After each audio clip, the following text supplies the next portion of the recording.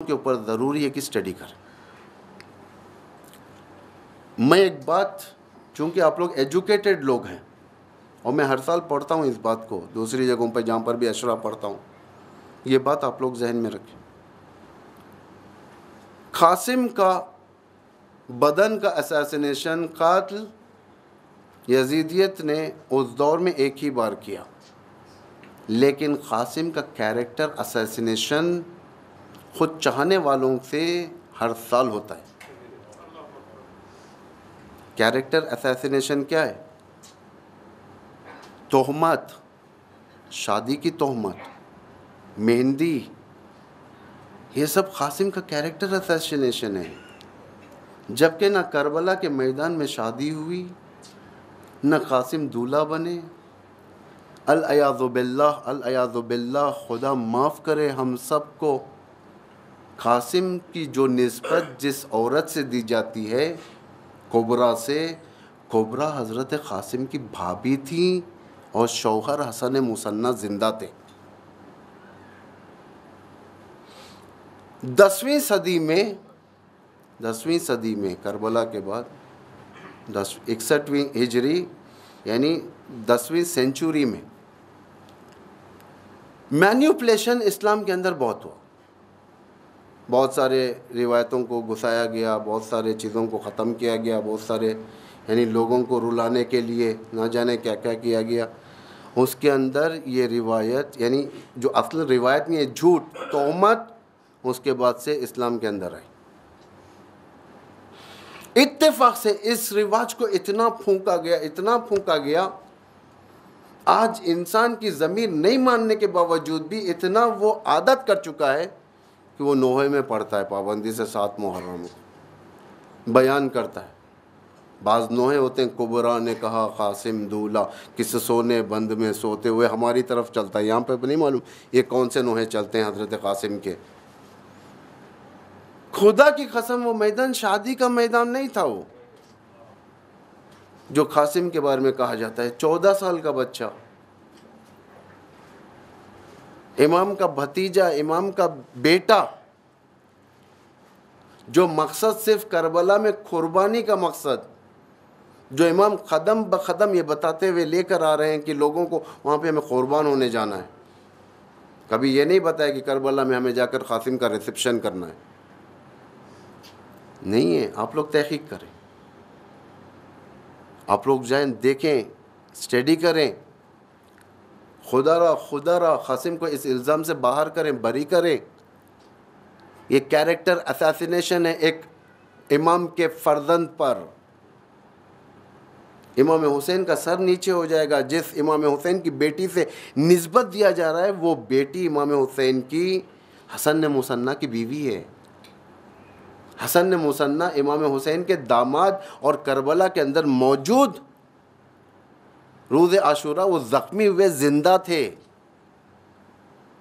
वरना अगर खुदा न ख़ास्ता शहादत हो जाती तो एक एहतमाल, वो भी शहादत के बाद इस्लामी क़ानून ये है कि 4 महीने तक, उसमें भी एहतमाल नहीं दिया जा सकता। ये तो खुली तोहमत राइज हो चुकी है हमारे दरमियान। ये जब तक हम मुंह नहीं खोलेंगे, यूथ्स को नहीं बताएंगे, जवानों को नहीं बताएंगे, एजुकेटेड लोगों को नहीं बताएंगे, इंटेलेक्चुअल्स अगर खुदा न खास्ता खामोश रहेंगे, उलमा खामोश रहेंगे, कल के दिन इमाम हुसैन, इमाम ज़मान, हज़रत ज़हरा, इमाम हसन सब दामन पकड़ेंगे, कहेंगे तू हमारे ख़ानदान पर खुदा न खास्ता गलत रिश्ते का इल्ज़ाम लगाया। यजीदियत ने एक बार असैसिनेशन किया था करबला में, हम तो हर साल कैरेक्टर असैसिनेशन करते हैं। जवान, मैंने सुना कि आज कोई ज़ाकिरा जो लेडी, मोहतरम लेडी यहाँ पर जो पढ़ती हैं सुबह में, उन्होंने इस रस्म व रिवाज को डिनाई किया बाकायदा, यानी कंडम किया है। यकीनन ज़ुबान खोलिए, ज़ुबान खोलने वाले इमाम के सामने बरी होते हैं। महशर में जिस वक़्त पेश किए जाएंगे हम लोग, खुदा पूछेगा तूने वो क्यों नहीं बयान किया जो इल्ज़ाम लग रहा था। हम कहेंगे लोगों के डर से। खुदा कहेगा तुझे लोगों का डर था, मेरा डर नहीं था। इमाम ज़मान कल के दिन सवाल करेंगे तो हम क्या जवाब देंगे? और ये जो जितने मसाइब हैं, क़ासिम की शादी वग़ैरह, ये सब लेटेस्ट मसाइब हैं, बनाए हुए मसाइब हैं। ये कितने साल पहले बने, ज़्यादा अरसा नहीं गुजरा। एक अज़ादारी की तारीख़ अगर आप देखेंगे, जिस अज़ादारी की तारीख़ में बाज़ ऐसे मसाइब जो मैनिपुलेटेड, जो शुमाल ईरान में बनते थे और उसके बाद वहाँ से एक्सपोर्ट होते थे इराक़ के अंदर पढ़ा जाता था। उस दौर में आज की दौर की तरफ फ़िक्र नहीं थी। लोग किताब लेकर मिंबर पर बैठकर मसाइब सुनाते थे। उसमें क्या लिखा है क्या नहीं लिखा है किसी को कुछ नहीं मालूम, और उस किताब को हुज्जत बनाया जाता था। आज जो नज़दीक तरीन, करबला से नज़दीक तरीन जो किताबें जो गुजरी हैं, यानी 200 साल के अंदर, 150 साल के अंदर वाली, उस किताब के बारे में कोई बात करने तैयार नहीं। इससे ज़्यादा नहीं बोलूँगा मैं, लेकिन दुरूद हो उस लेडी पर, उस मोहतरमा पर जो यहाँ पर औरतों के अंदर बयान की, क्योंकि औरतों में ज़्यादा रस्म है ये मेहंदी का। कहाँ से है मेहंदी? करबला में पानी कहाँ से आया मेहंदी बनाने के लिए? मेहंदी सिर्फ पत्ते तो नहीं लगड़े जाते। मेहंदी की खुसूसियत है कि जितना आप घसेंगे उतना ही मेहंदी। और अरब में दामादों के लिए मेहंदी का रिवाज कहाँ पर है? आप तहकीक करें, अरब में आज भी जो शादियाँ होती हैं, क्या वहाँ पर मेहंदी लगाई जाती है इंडिया पाकिस्तान की तरह? या मेहंदी इंडिया से गई है? या मेहंदी कहीं ऐसी जगह से गई है, मतलब इंडिया, श्रीलंका, रसूल के इमाम हुसैन के पास करबला बना कर ले गए, वहाँ पर करबला में जाकर लगा दिया? तवज्जो करें, तहकीक करें, आप लोग खुदारा तहकीक करें। कौम की हिमाकत के दलील ये होती है कि वो कौम की हिमाकत, यानी वो कौम इडियट कौम होती है जो कौम सुनने के बाद तहकीक न करे। इमाम फरमाते हैं ऐसे लोगों को मैं अपने साथ नहीं रखता, इडियट्स को। हम कहते हैं हम दीवाने अहले बैत के, हम जो चाहे करेंगे, हम इमामों के दीवाने, मर मिटेंगे, फलां करेंगे।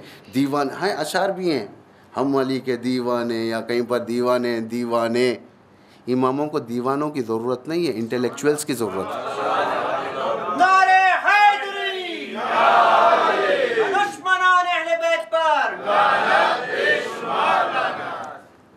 इंटेलेक्चुअल्स चाहिए इमाम को।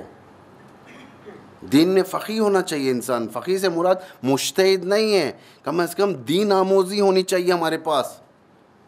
इतना तो हमारा लॉजिकल मैनर्स है कि हम देखें आया बात सही है या नहीं है।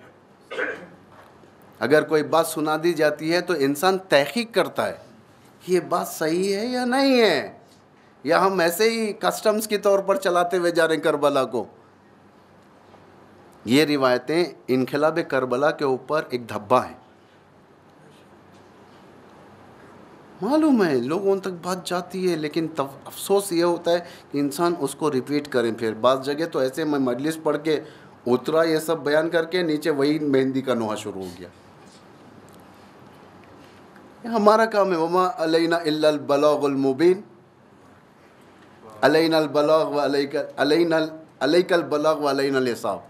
अल्लाह कह रहा है तेरा काम है पहुँचाना, हिसाब मैं ले लूँगा। तहकीक करें आप लोग, कॉलेजेस में जाने वाले, स्कूल में जाने वाले, औरतें लड़कियां तहकीक करें।